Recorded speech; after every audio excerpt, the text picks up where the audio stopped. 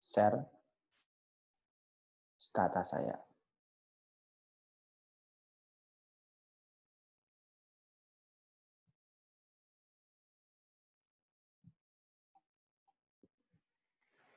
Baik, saya harap ini sudah kelihatan ya data saya ya.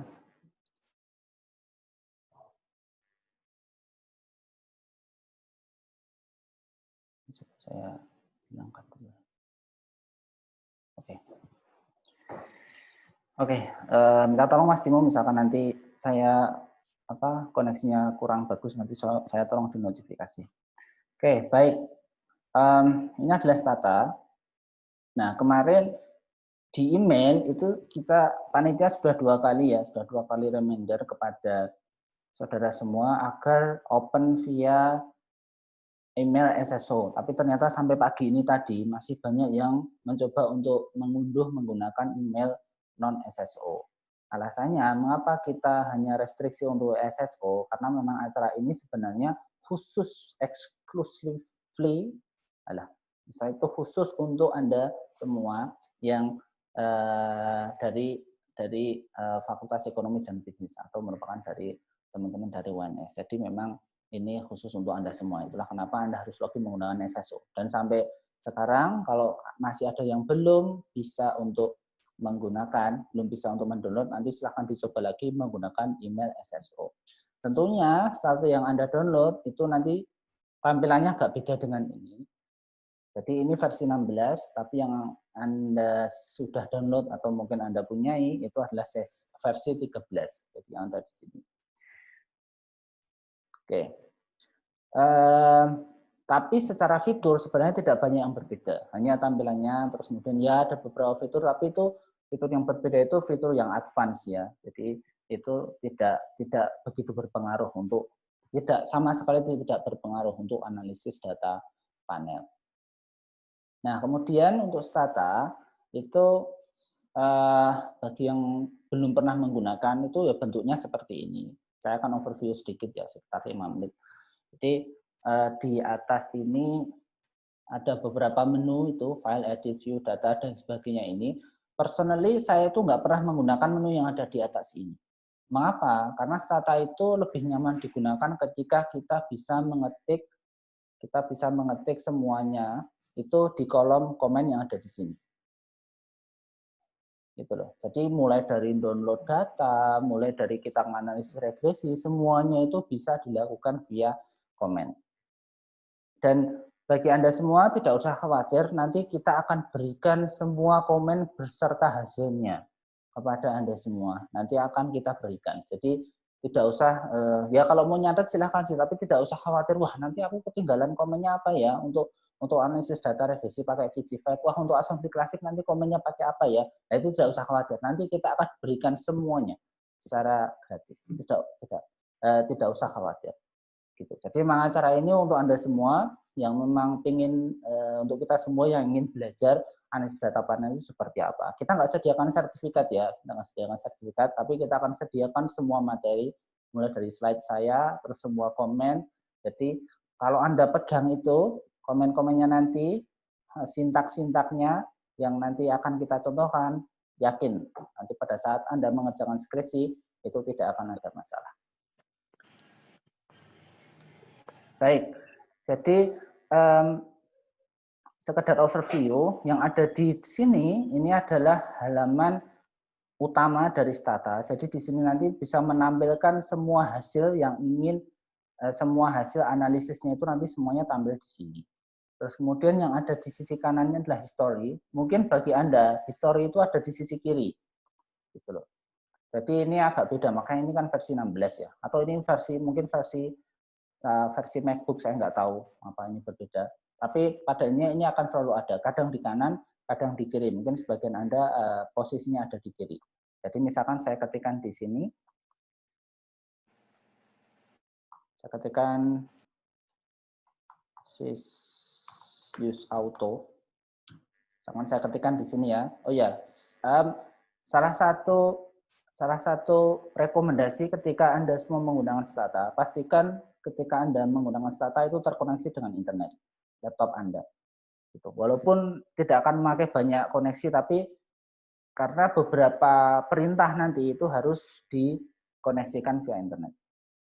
Jadi misalkan kita ketikkan di sini web use auto, maka kita itu menarik data dari internet tentang data auto. Kalau saya enter, sebentar, Mas Timo, ini tulisan saya kelihatan ya, atau perlu saya besarkan lagi nih di kolom komennya? Sudah kelihatan ya?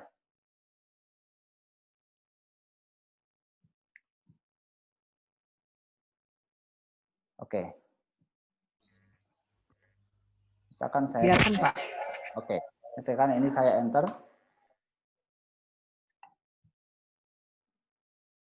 Nah, maka dia loading karena dia menarik data dari internet, terus kemudian ini sudah 1978 automobil data. Ini data apa sih? Maka bisa kita enter di sini, misalkan kita tuliskan describe.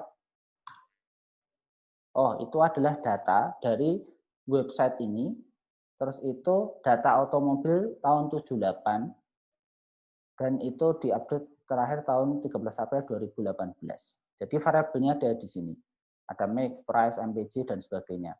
Kalau kita ingin tahu datanya seperti apa, kita klik di sini. Sebentar. Saya nggak ngajari klik by klik, saya ngajari ketik. Misal ketik browse, enter. Nah, maka di sini sebenarnya data kita itu ada di sini. Sebentar. Sharing is pause. Oh, oke, stop share.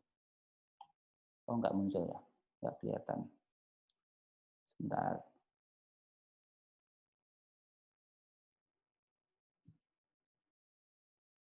Saya stop share dulu. Karena ada yang nggak kelihatan. Oke. Nah, sekali lagi saya contohkan, misalkan saya ketik browse, maka akan muncul jendela seperti ini. Kelihatan ya jendelanya. Jadi ini adalah nama beberapa variabel yang kita tarik dari internet. Jadi ada nama mobil-mobilnya, terus kemudian ada price-nya dalam dolar, ada miles per galon, atau efisiensi bahan bakar, dan sebagainya. Ini ada di sini. Nah, ini adalah salah satu contoh saja. Tapi kita tidak akan menggunakan data ini untuk hari ini.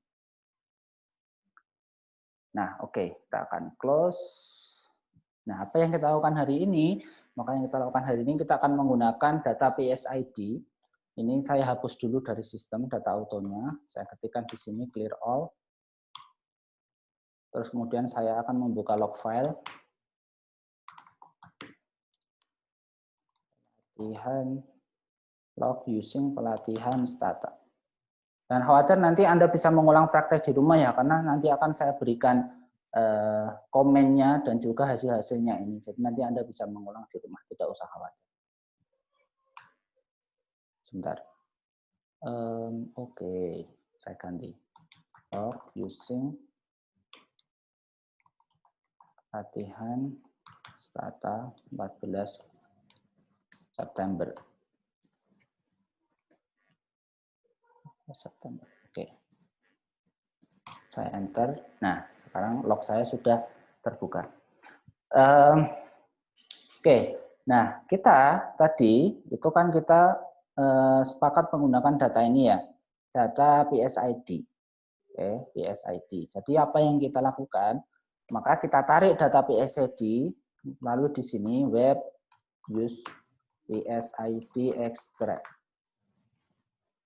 Nah, dari mana saya dapat komen PSID extract ini? Dari websitenya. Jadi makanya tadi kalau misalkan awalnya ini misalkan data auto itu kan perintahnya bukan web use auto extract tapi web use auto, karena memang datanya itu namanya yang ada di stata, yang ada di website. Apakah betul saya berbicara dengan Ibu Regina? Ya, baik Ibu. Oke. Jadi sampai mana tadi? Oke, sampai sini. Jadi web use auto ini, data auto ini storing-nya di sini. Nah, kalau data PSID itu nanti dia itu store-nya di website-nya PSID. Ini saya coba enter. Bismillahirrahmanirrahim. Nah, dia baru loading karena dia ngekstrak data. Nah, sudah selesai. Nah, kita mau lihat sebenarnya ini data apa sih? Tadi kita ketik apa? Kita ketik describe. Kita ingin mendeskripsikan datanya. Nah, ini adalah data PSID-nya. Jadi, di sini ada berbagai macam data, misalnya ada experience, ada weeks, occupation, dan sebagainya. Sama seperti yang ada di sini tadi. Sama ya, di variabel-variabelnya sama. Kalau kita pengen lihat data yang sebenarnya, itu kita ketik browse, enter. Nah, maka datanya bisa kita lihat di sini, angka semua ini. Nah, dan sebagainya ini. Dan ini sampai observasinya sampai 4165. Tuh, bayangkan, kita hanya ketik web use PSID extract, kita dapat data free gratis 4165 yang bisa kita gunakan untuk belajar. Nah, saya tidak bermaksud apa ya, istilahnya membandingkan dengan software yang lain, tapi salah satu keunggulan Stata itu adalah ini. Jadi banyak data yang free dari internet yang bisa kita gunakan untuk belajar. Gitu. Saya close lagi, kita balik lagi di sini. Nah, setelah kita berhasil mendeskripsikan, itu kita mungkin pengen tahu sih, kita pengen tahu sebenarnya data dari masing-masing variabel ini Pak kursor saya. Nah, masing-masing variabel ini sebenarnya berapa sih misalkan rata-ratanya, misalkan gini ya, misalkan wage, berapa sih rata-rata gaji orang Amerika yang berada di survei ini, berapa sih experience-nya, atau bagaimana berapa tahun pengalaman kerja dia, berapa minggu dia bekerja dalam waktu 1 tahun. Nah, kalau kita ingin tahu, maka kita ketikkan summarize, enter. Nah, ini adalah kalau di jurnal itu namanya descriptive statistics. Jadi deskripsi statistika dari variabel-variabel yang ada di database kita, variabel-variabel of interest kita. Jadi experience itu misalkan, oh minimal itu sampelnya itu memiliki pengalaman kerja itu 1 tahun, maksimalnya 51 tahun. Jadi ada yang sangat senior.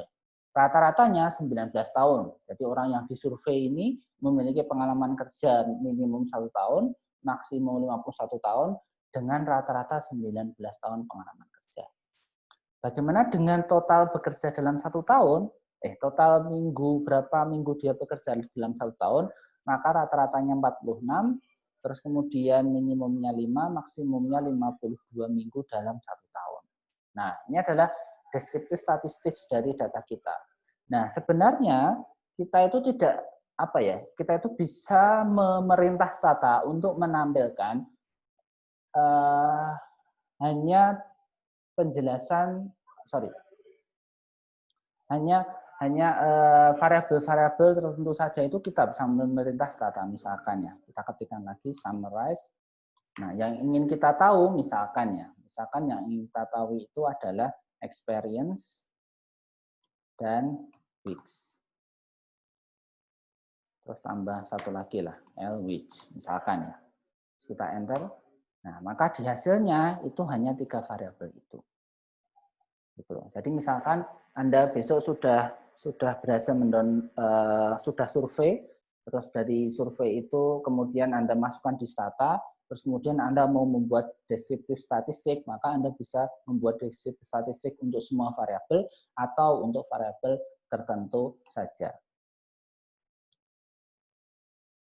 Nah, terus kemudian bedanya mengapa ini disebut data panel sekarang gitu? Mengapa ini disebut data panel? Jawabannya apa? Jawabannya adalah karena dia itu punya dimensi cross section dan dia juga punya dimensi time series. Kalau kita ketik lagi browse, maka kita bisa melihat di sini itu. Nah, misalkan observasi yang nomor 1 kelihatan nggak ya? Saya besarkan coba. Saya harap sekarang kelihatan. Nah, misalkan yang observasi nomor 1 itu learn weights-nya segini. Nah, ternyata ini ID-nya, ini adalah ID-nya 1. Artinya apa? Artinya observasi yang nomor 1 ini, dari data ini, itu adalah orang yang sama dengan observasi nomor 2, observasi nomor 3, 4, 5, dan ke-6. Jadi orangnya sama. nomor 1, 2, 3, 4, 5, 6, observasi nomor 1 sampai 6 ini sampai 7 ya. 7 ini orangnya sama. Baru berbeda itu mulai observasi ke-8. Nah, terus yang membedakan apa? Sebelah kanannya ini T. Gitu loh. Jadi T-nya ini untuk orang pertama, T untuk orang pertama di tahun pertama, terus ini di tahun kedua, tahun ketiga, tahun keempat, tahun kelima, tahun keenam, tahun ketujuh.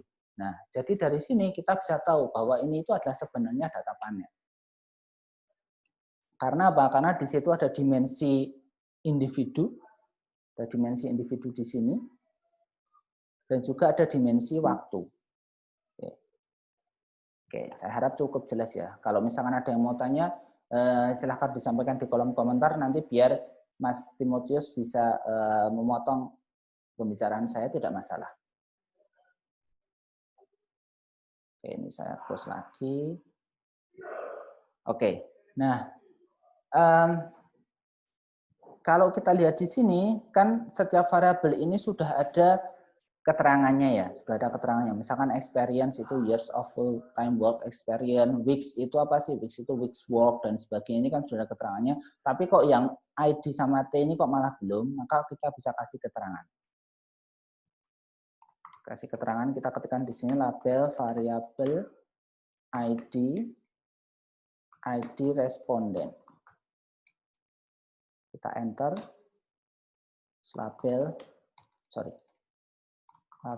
variabel T time of survey misalkan. Nah, misalkan seperti ini. Nah, kalau kita ketik describe lagi, nah, maka di sini sekarang sudah ada keterangannya. Nah, ID ini adalah ID responden, T ini adalah time of survey. Jadi sekarang sudah ada keterangannya. Oke. Oke, nah sekarang saya harap sampai sini cukup jelas ya bahwa data yang kita gunakan di sini itu adalah data panel. Nah, tadi kita sudah tahu dari komen kita browse ya, dari komen kita browse itu jumlah respondennya itu ada berapa. Tapi kalau kita mau singkat itu sebenarnya kita bisa ketikkan panels.id.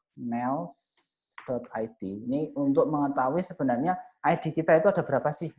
Jumlah orangnya itu ada berapa? Kita kan tadi observasinya 4 ribuan ya. Tapi dari 4 ribuan itu jumlah orangnya itu sebenarnya ada berapa? Kita ketikkan nih panels.id, kita enter.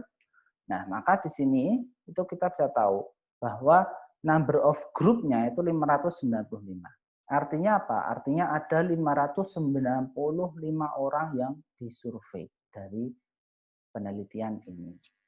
Jadi ada 595 orang. Kalau dikalikan 7, karena observasinya per orang itu ada 7 tahun ya, maka hasilnya 4.165. Oke, jadi kira-kira seperti itu. Nah, terus misalkan sekarang kita mulai regresi ya, dan kita mau spesifik ke variabel-variabel tertentu. Misalkan kita pilih ada beberapa variabel dan kita mulai dari menggunakan summarize ya. Summarize, misalkan kita pilih beberapa variabel. Nah, di stata gitu, Anda bisa mengetikkan keterangan atau komen, bukan komen sih, tapi bisa mengetikkan keterangan tentang apa yang mau Anda lakukan. Misalkan gini. Gini. Kita fokus di variabel titik 2 language experience misalkan. Terus apa lagi ya? Misalkan weeks, terus occupation, marital status, female, education, sama black. Nah, misalkan kita fokus di variabel ini aja. Jadi semua variabel ini nggak akan kita pakai semua, tapi misalkan analisis kita itu hanya fokus di variabel ini. Kalau kita enter, nah, maka ini menjadi sebuah tulisan. Gitu. Jadi ini tulisan yang menunjukkan bahwa kita itu mau ngapain sih. Gitu. Nah, tapi ini nggak ditulis nggak apa-apa. Ini hanya untuk memberikan keterangan aja. Agar apa? Agar nanti pada saat kita print nih hasilnya, nanti Anda bisa tahu step-stepnya. Oh, ini kita ngapain tuh? Oh, ini kita fokus ini. Nah, seperti itu. Jangan lupa menambahkan tanda star di depan ya. dan juga star di belakang kalau perlu. Karena apa? Kalau misalkan enggak, misalkan ya, kita tuliskan gini. Nah, ini kita hilangi bintang di depannya. Kalau kita enter, nah, nanti akan ada komen kayak gini. Komen kita is unrecognized. Karena apa? Karena Stata membaca bahwa ini itu adalah komen. Padahal kita itu kan bukan komen kan. Kita itu ya ini kan kita ingin memberi keterangan aja. Maka jangan lupa dikasih tombol dikasih start di sini. Oke, kita misalkan mau fokus di variabel ini, maka variabel ini saya copy saja. Copy. Terus saya ketikkan di sini summarize lagi misalkan paste enter. Nah, ini adalah variabel yang ingin kita jadikan penelitian di latihan untuk analisis data Stata pada hari ini. Ada learn which, experience which, occupation, marital status. Marital status ini variabelnya 0 dan 1 ya. 0 itu ketika tidak menikah, 1 itu ketika sudah menikah. Occupation itu tadi blue collar atau white collar. Blue collar itu 1, white collar itu 0. Blue collar itu yang bekerja di pabrik ya, kayak buruh gitu. Kalau 0 itu yang bekerja di kantor. Makanya disebut white collar. Kerah apa sih? Collar itu kan ini apa sih? Bahasa Indonesia saya nggak tahu. Bahasa Jawanya kerah baju ya. Nah itu warnanya putih itu biasanya kerjaan di kantor. Katanya sih gitu. Kalau di Indonesia nggak ada seperti itu. Terus female ini 0 dan 1 juga. 0 itu dia laki-laki, 1 itu ketika dia menikah. 1 itu ketika dia itu wanita. Education itu berapa tahun dia sekolah, ada yang 4 tahun sampai 17 tahun dia sekolah. Saya kurang tahu 4 tahun ini dimulai dari TK atau 4 tahun ini dihitung mulai dari SMP, saya nggak tahu. Nggak ada keterangan di sini. Black ini adalah variabel yang menunjukkan apakah dia itu orang kulit hitam atau orang kulit putih.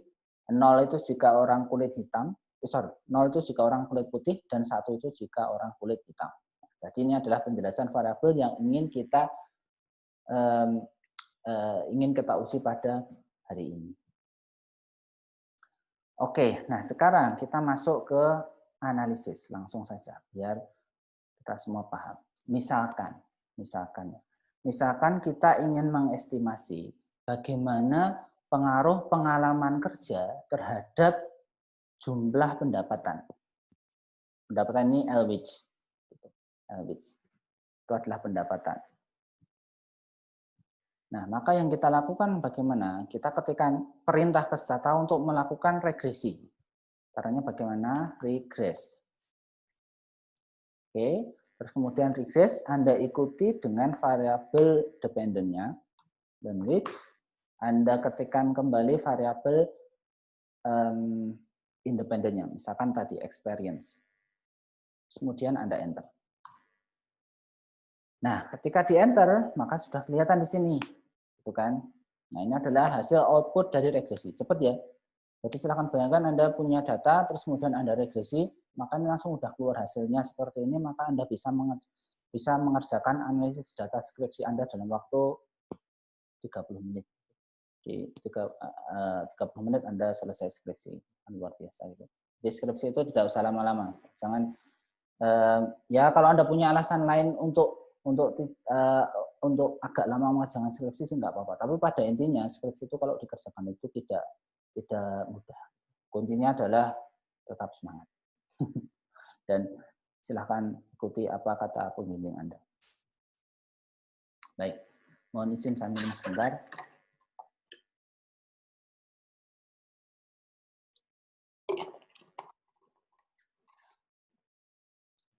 Baik, saya lanjutkan. Jadi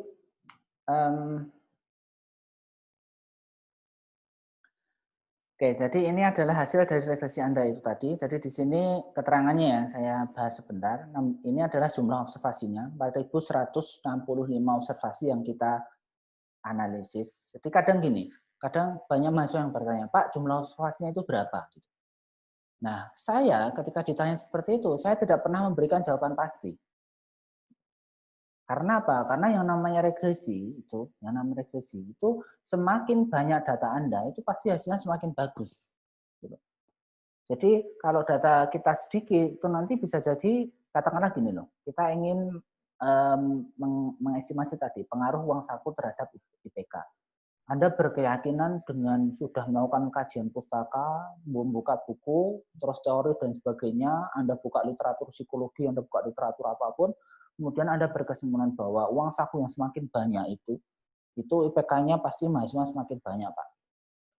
Terus kemudian yang Anda lakukan apa? Anda melakukan survei kepada 30 orang, terus di situ hasilnya apa? Ternyata semakin banyak uang saku itu sama sekali tidak meningkatkan IPK. Terus Anda bingung, Pak ini kok hasilnya jelek ya Pak? Ini apa saya salah ya Pak? Nah sebenarnya nggak ada yang salah. Mungkin saja observasi Anda itu kurang. Coba dinaikkan jadi 60 orang. Coba dinaikkan jadi 100 orang. Coba dinaikkan jadi 1000 orang. Kalau 1000 orang saya yakin setahun Anda nggak selesai skripsi. Tapi pada intinya adalah bahwa observasi itu semakin banyak, itu semakin bagus. Jadi silahkan set gitu. Kalau Anda menggunakan sebenarnya dari siapapun sih, terutama cross section dan data panel, itu kalau observasi Anda itu semakin banyak, itu maka semakin bagus. Mas Timotius ini kemarin pas waktu dia mengerjakan skripsi, karena saya yang bimbing, observasi dia itu kalau nggak salah 4 ribuan kalau nggak salah. 4 ribuan observasi, bayangkan. Makanya dia sampai pusing aja sampai kayak gitu tadi.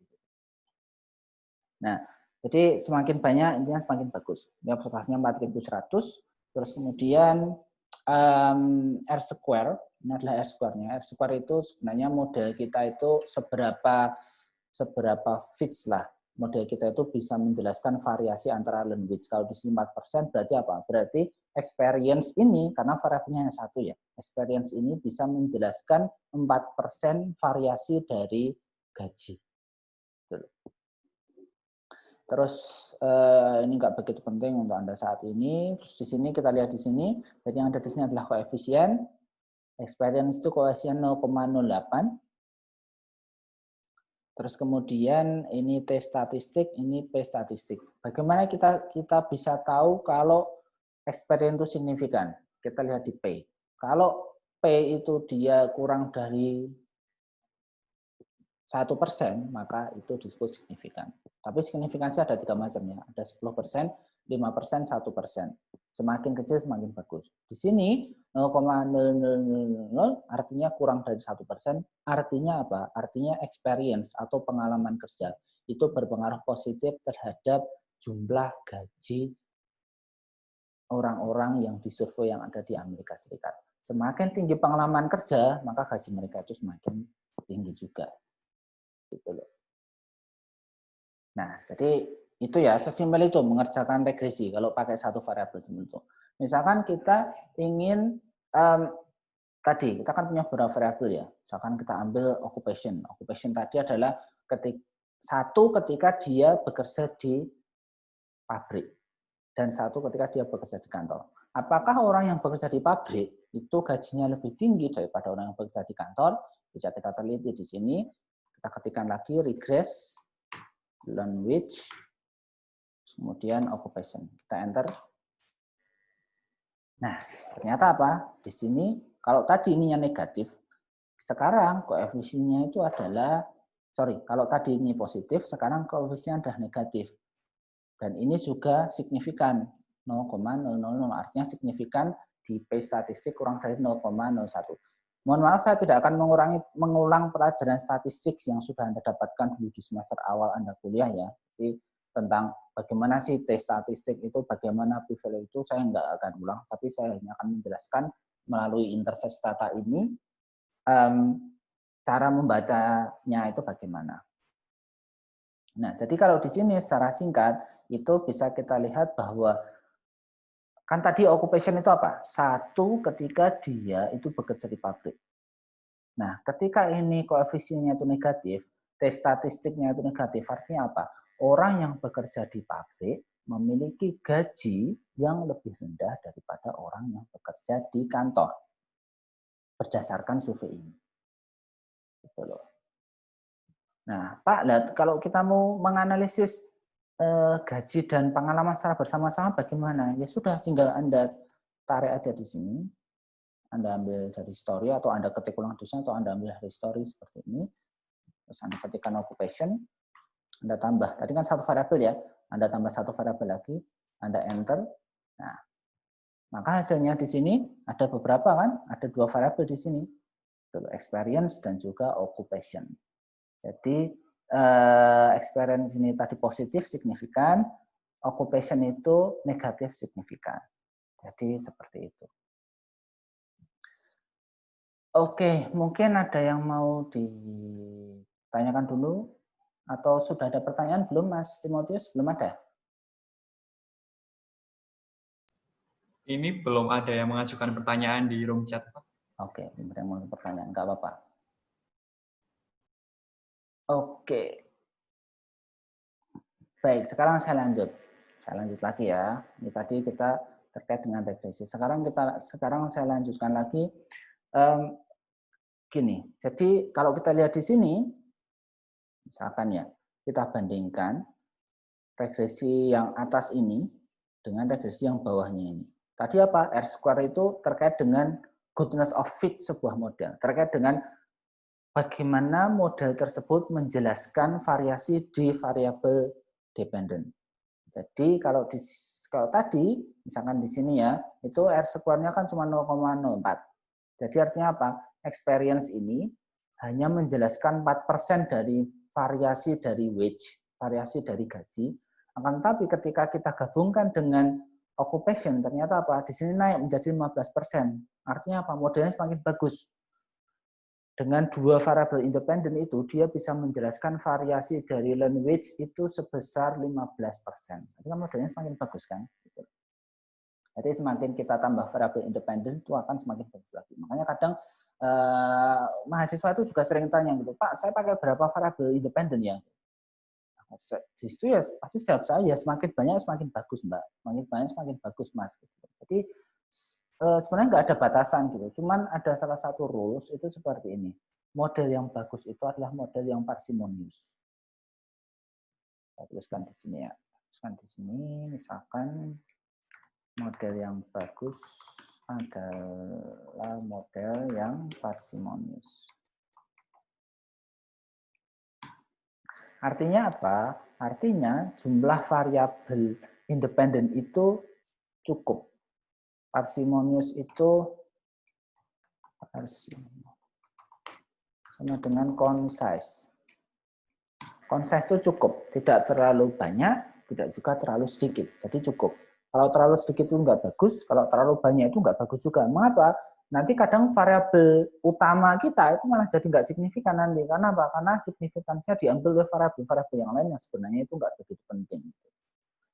Nah, jadi parsimonius harus concise. Biasanya kalau saya ya paling nggak variabel independen itu biasanya pakai misalkan 7 atau 8 atau ya sekitar itulah. Ya sekitar range antara sekitar 10 lah. Itu adalah model yang concise. Oke. Nah, misalkan sekarang kita tadi sudah tentukan ya berapa kursor saya mana? Oh ini.